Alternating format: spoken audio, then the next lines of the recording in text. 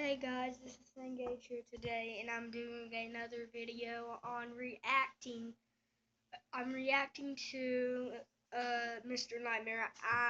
I'm adding something new to my channel because a few life terrifying things have happened to me, and I might also make some stories, but I won't be able to edit anything because I can't find the right editing app to do anything. Hey buddy, that's my dog. Well, not my dog. That's my Uncle Billy's dog. His name is Buddy. So I might make a few horror stories or just some life stories, and that's what I was wanting to mention. But let's get into this video. Let me see if let's do this. I might not have an intro.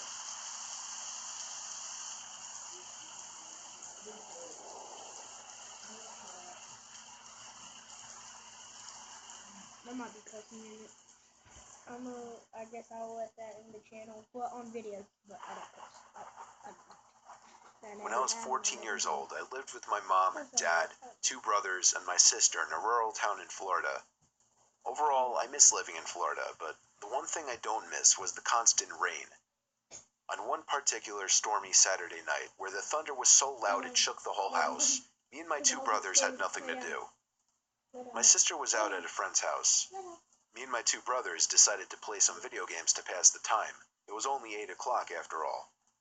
I remember we were playing some weird PS2 game where all the WWE wrestlers were driving cars and shooting at each other. I don't remember the name, but I remember the exact moment the power went out. I was about to kill my brother in the game when the room went completely dark. The sound of something popping from outside echoed into the room. We assumed a fuse had blown outside on one of the power lines. We went to call for our dad, who was already getting his rain jacket on to go outside and check. Our house has 2 fuse boxes, one outside attached to the telephone pole on our lawn, and one inside. He asked me to go outside with him to aim a flashlight at the fuse box. When we were outside, he opened up the fuse box and began flicking around the different switches, hoping to reset something. He tried every switch, but the power didn't seem to come back on. He told me to wait there to keep flicking switches while he went inside to do the same thing with the indoor fuse box. The rain was coming down hard. I just wanted to go inside as soon as possible. As I had the flashlight in my hand aimed into the fuse box, even through the sound of rain pounding down on the ground, I thought I heard something come from the woods behind our house, like a giant log cracking. I aimed the flashlight into the woods, and for maybe half a second, I thought I saw an arm reaching around from behind a tree. But as soon as the light exposed it, the arm pulled away behind the tree. I shut the fuse box, ran up the front patio, and into the house. I ran to my dad, who was tampering with the switches inside the fuse box in the closet. He entertained my claim, but he didn't seem to take what I said very seriously. He followed me outside around back, where I aimed the flashlight into the woods, the same spot I saw the arm. My dad took the flashlight from me and made his way into the woods. I stayed by the back patio in total darkness. Pretty soon my dad went so deep into the woods that I couldn't see the flashlight anymore. Growing nervous, I inched my way closer to the woods, repeatedly calling out for my dad, until I found myself walking into the woods. It was hard to even hear myself think over the sound of rain pouring down on the leaves above, but I did suddenly hear footsteps not too far away. Once again, I called out for my dad, and I heard him answer. This made me panic. Why, you may be wondering? Because my dad's voice came from a completely different direction than the footsteps. I ran in the direction of my dad's voice and eventually found him walking back to the house. Out of breath, I barely managed to tell him about the footsteps over in the other direction. He told me to go back inside and he'll continue to look around, and so I went inside and locked the door. Me, my brothers, and my mom all waited by the back door, expecting to see him come out of the woods any second.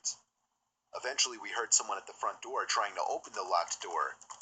I went over, expecting it to be my dad, but my mom stopped me and looked through the peephole. Then she screamed. She ushered me away from the door and told all of us to go upstairs, and at that same moment, my dad came back into the house through the back door. I didn't see the rest of what happened, but I heard my dad yelling at someone outside. When he came back in, he told all of us he saw someone running into the woods. I knew he was taking this seriously now. We thought it would end there, but the next morning, we found that the basement window had been smashed, and there were muddy footprints all over the basement carpet.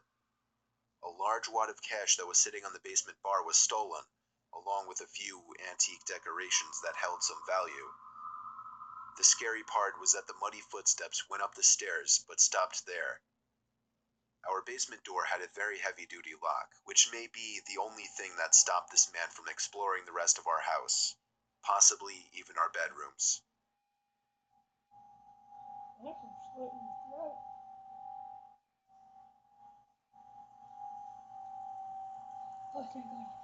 It's been a pretty rough couple of nights over here in Midwest. Flood warnings are replaced with thunderstorm watches. Thunderstorm watches are followed up by tornado warnings, and even sirens add a nice touch to this surreal nightly experience. I used to enjoy a good thunderstorm. You get yourself comfortable on a couch, grab an extra pillow with a blanket, cuddle up, and enjoy the show of grace and might.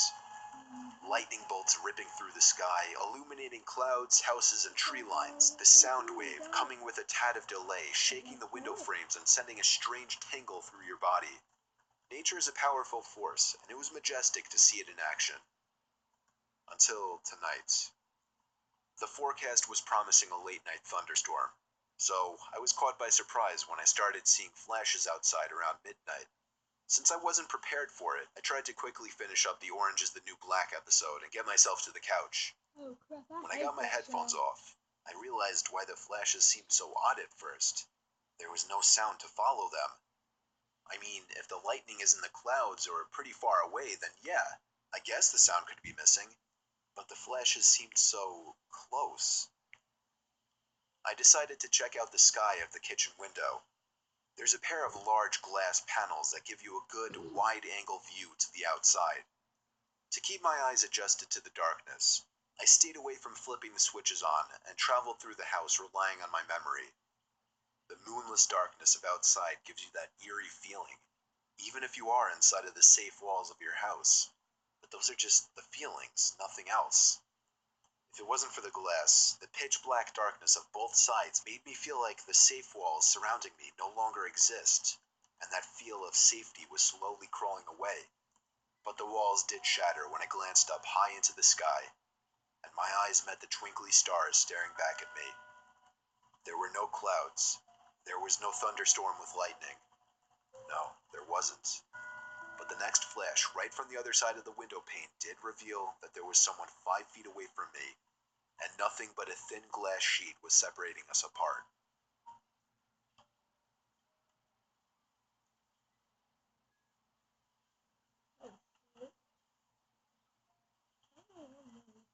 In the year 2009, I was spending a weekend with my uncle on his ranch when my parents were renovating the new house we had just bought. Sorry we couldn't finish this. I can't put it in the link, I don't think, because I don't know how. Sorry. But,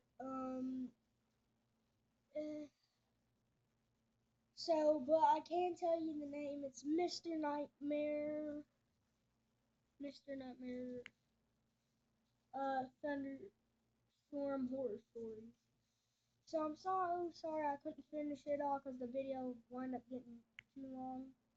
But if you like this video, please just leave a like.